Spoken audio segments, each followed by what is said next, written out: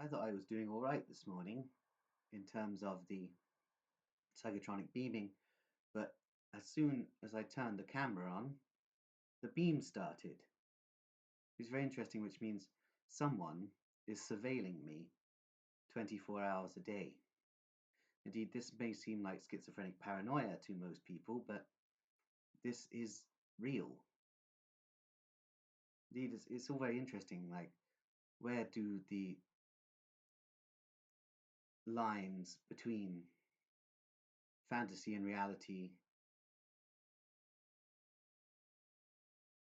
blur, really? It's all a rather interesting state of affairs. Indeed, the schizophrenic mind is a truly fascinating thing, and there is so much truth that arises from the schizophrenic mind. Although a lot of the time the truth is encrypted, and a lot of schizophrenic chatter is encrypted chatter, there is so much truth, encrypted truth, within that chatter. And indeed, I believe that schizophrenics still have meaning in society. They are not useless. Indeed, in the past, schizophrenics were apprenticed to witch doctors and shamans. Of course, schizophrenics weren't known as schizophrenics then. They've only been known as schizophrenics since 1908. But people who heard voices and had visions were apprenticed to shamans and witch doctors. So even primitive humanity could see that there is a function for the schizophrenic being. Indeed, even the intelligence agencies knew this, which was why in the Cold War they specifically picked out schizophrenic members of the population to attempt to create super spies, basically. They were attempting to create the best spies, operatives, and agents for their services. However, I believe that the intelligence services found that they could not control the schizophrenic agents that they were creating, and believed that the schizophrenic agents would be a security risk. And therefore, they basically decided to program them in other ways, such as the networks of serial killers that proliferated the United States and the networks of maniacs that proliferated in the Soviet Union. These were originally schizophrenic test subjects of intelligence agency mind control experiments in view of using these people as operatives for their respective agencies. However, due to sanism within the Masonic elites and the KGB elites, this idea was discarded, and instead these schizophrenics were programmed to become serial killers and maniacs, which is interesting indeed. Most of the as I've stated before, most of the killings attributed to serial killers and maniacs were not actually carried out by serial killers and maniacs.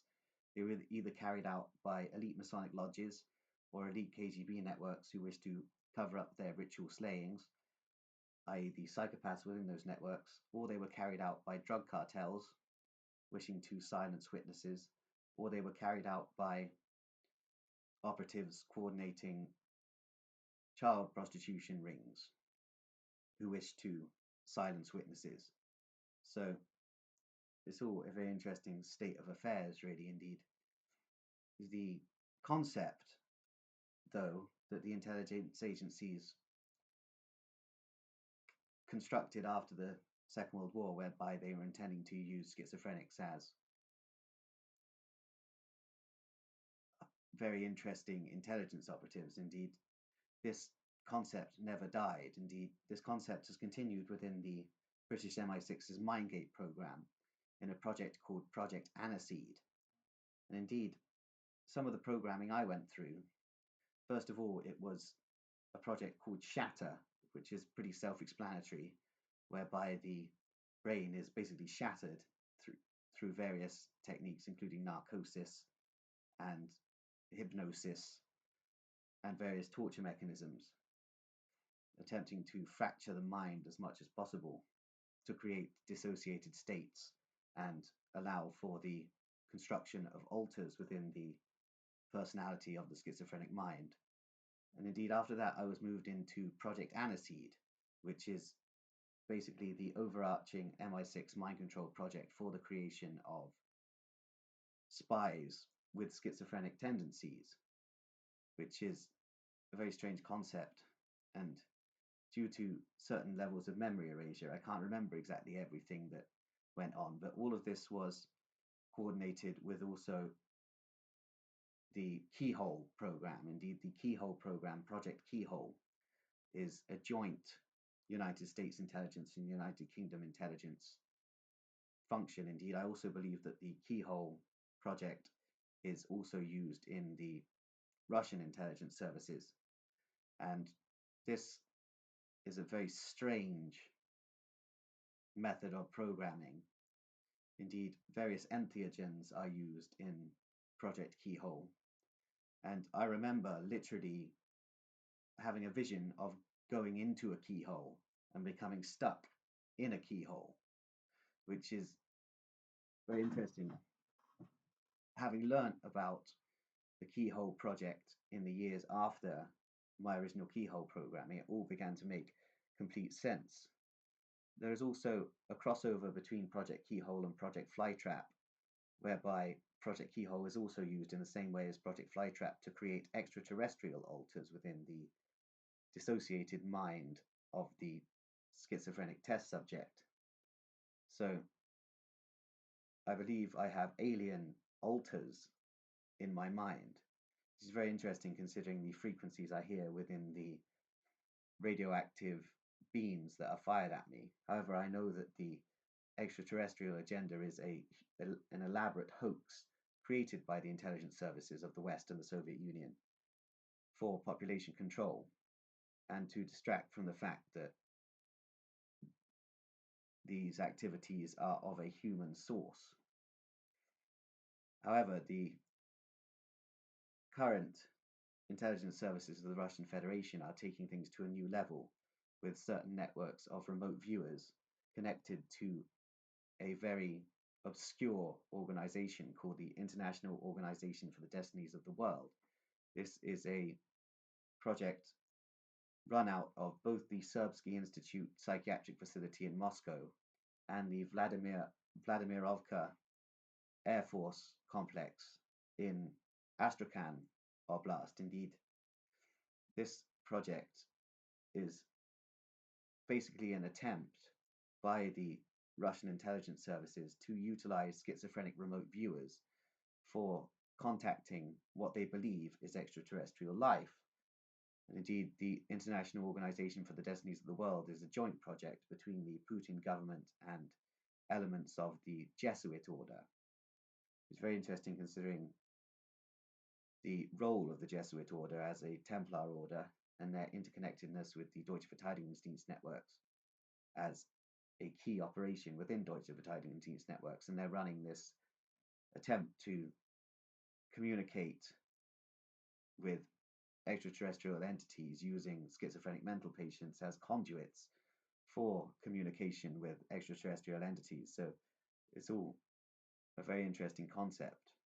It also signals to me that the Putin regime is very much controlled by Western interests, i.e. the Deutsche Verteidigungsdienst, British Intelligence, and the Vatican. So it's very interesting to consider all of these concepts.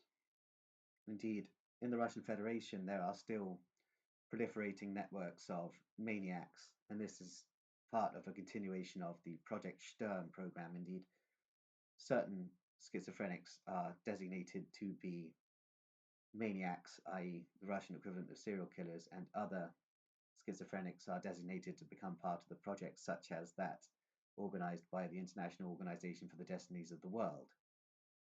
And this is all part of a ongoing mind control scenario whereby schizophrenic demographics of the population are targeted for mind control experimentation by the intelligence services. And indeed, this dates back to at least 1776 when this really began to become widespread, which links itself to the Mad Housekeepers Guild and the networks of psychiatrists of German heritage that basically planned the entire agenda for the Illuminist concept of world rule.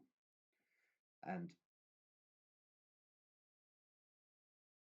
they seem to designate schizophrenics as of rather high importance to them. Indeed, it's interesting to consider that the Illuminist, Masonic, KGB, all of these networks actually despise schizophrenics, but yet know that they have a certain worth to their agendas. Indeed,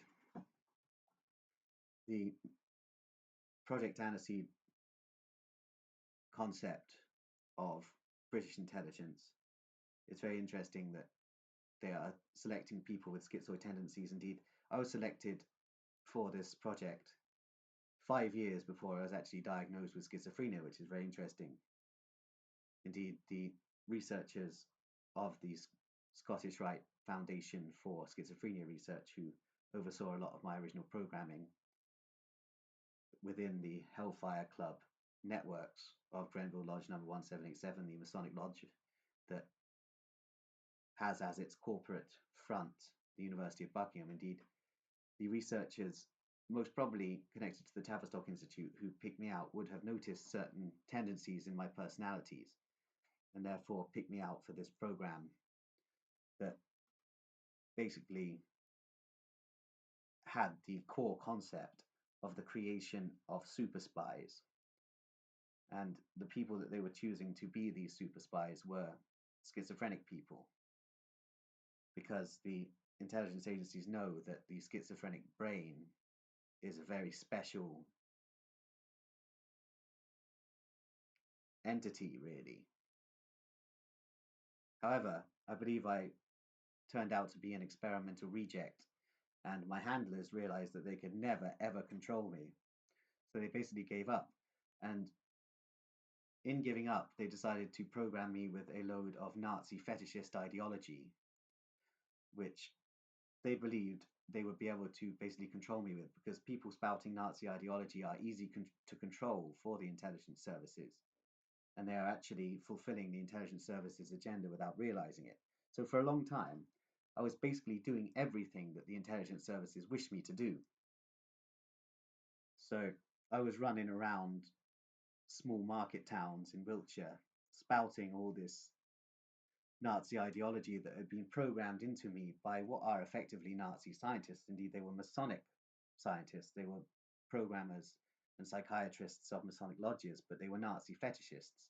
So I was effectively spouting Nazi ideology that had been programmed into me by Nazi scientists. So it's very interesting. I also believe that at some point I was programmed by Russian intelligence too. So I was in a dual program whereby I was not only in the Mindgate program of the British Intelligence Services, but I was also part of the Project Sturm program of the Russian intelligence services. Indeed, I also have some hazy recollections of being in Vladimirovka at some point, which means I could well have been recruited into the International Organization for the Destinies of the World mind control programs. However, there's so many gaps in my memory of the years 2012 to 2021, which makes it really quite interesting. Indeed, for those 9 years, a lot of the time I didn't know who I was or really what was going on. It's taken my last stint in mental hospital from August the 24th, 2021 until March the 19th, 2026. It's taken me that time to really figure it out. I'm also quite curious as to why they didn't reprogram me during this latest hospitalization. Indeed, I've figured that this is because they have a plan to manipulate me in some way in society now that I'm free. Indeed, they are attempting to drive me crazy by bombarding me with psychotronic beams. And I also believe that they are manipulating the local population into causing me a huge degree of social isolation, which will cause me to possibly go crazy also. However, no matter what happens, I'm not going to do as they desire. Indeed, I never want to go back into a mental hospital again. So I'm going to do my best to stay free and continue to make these videos about the cryptocracy, because what the British intelligence services are up to needs to be talked about. Indeed, much of the programming that I underwent was also connected to the Gladio 2 program. Indeed, although much of the Gladio 2 program focuses on the creation of jihadist networks and jihadist concepts, the Gladio 2 program also involves the creation of neo-Nazi Satanist networks, your Order of Nine Angles kind of networks, and the National Anarchist Movement, who are themselves a network of devil worshippers. Indeed, I believe that the reason that the National Anarchist Movement wanted me within their network so much was to control me for the cryptocracy. And they are an element of the cryptocracy, as are all the neo-Nazi, satanic, and accelerationist groups. Indeed, most of these groups, including the National Anarchist Movement, are fronts for ritual abuse, mind control programming, the creation and distribution of illicit pornography involving minors, and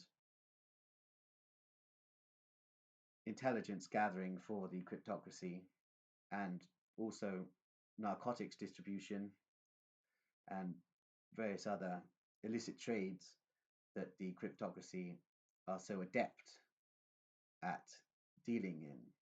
Indeed, the Gladio 2 program allows for the state to exert more power over its subjects and works on the creation of false flag concepts, whereby the population ask the government for stricter measures of security. So basically, the Tavistock Institute has engineered things in a way in the United Kingdom where certain false flag attacks are carried out, everybody gets scared, asks the government for security, and the government is able to impose stricter control measures. That's basically the crux of it.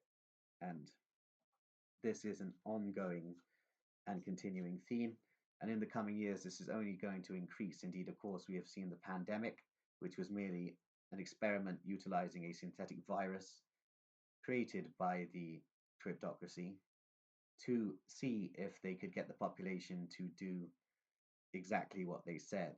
And basically, the majority of the population did exactly what the cryptocracy wished them to do. So it's going to be very easy for the cryptocracy to herd the population into the kind of state structure that the cryptocracy wished to create, because British people seem to be unable to see through the cracks in the cryptocratic veil. Indeed, it's a very sad state of affairs. And I guess all I can do is continue to make these videos. Anyway, I'm going to leave it there.